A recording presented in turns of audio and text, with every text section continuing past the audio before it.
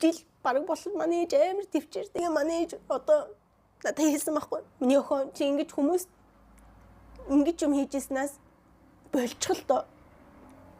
Жааахгүй. Ээж нь чамайг хангалттай ингэж цаашдаа тийжээгээ явчих чадна. Надад чадлан байна. Чам би шал танихгүй юм хүмүүст доромжлуулмааргүй байна. Би чиний ээж, чи миний үгийг нэг бодоод үзээрэй гэж хэлсэн байхгүй. Тэгэл би ядаж өөрийгөө хэлээд өөрийнхөө үнцгийг та нартаас хэлээд үзье. Би уулна тултал хийдэг. Би ямар ч хулхны бичлэг хизээч хийдэггүй. Сэтгэлдээ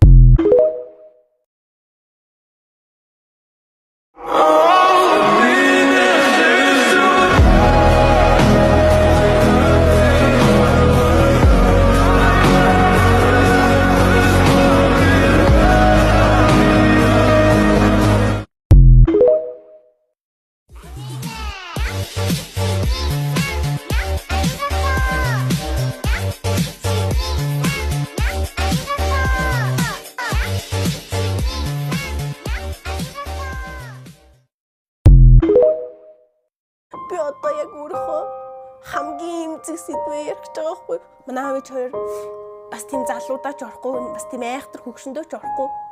Гэтэ ингээд нөгөө нэг одоо би одоо 20-тэй байж би одоо бүтэн биеийн шинжилгээ жилдээ нэг өгдөг байхгүй. Яг тэр шиг манай аав ээж хоёр ингээд шинжилгээ ингээд өгүүлээдсэн мөх аа маань ингээд бие ингээд онцлогын дараа гадагшаад тийш ингээд тэгэл манай аав хоёр нэрээ хөгшөрж байгаа юм байна да. Тийм болохоор л ингээд шинжилгээ өгж байгаа юм гэсэн манай аав ингээд хор тавдартай болж өчлөгдөө. Ээж мөн бол аав юм ихтэй. Одоо манай ээж надад маш их санаа тавьдаг. Та нар энэ бичлэгийг үзэх юм бол их тэр шиг аав санаа тавьдаг. Аав ээж хоёр бүх хэмжлэгээ, бүх том гэсэн хаалгаа, бүх хамгийн сайн гэсэн ээж.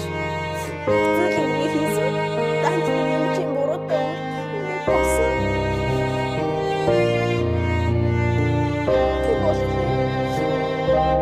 Одоо бидний дэргэд байхгүй байгаа.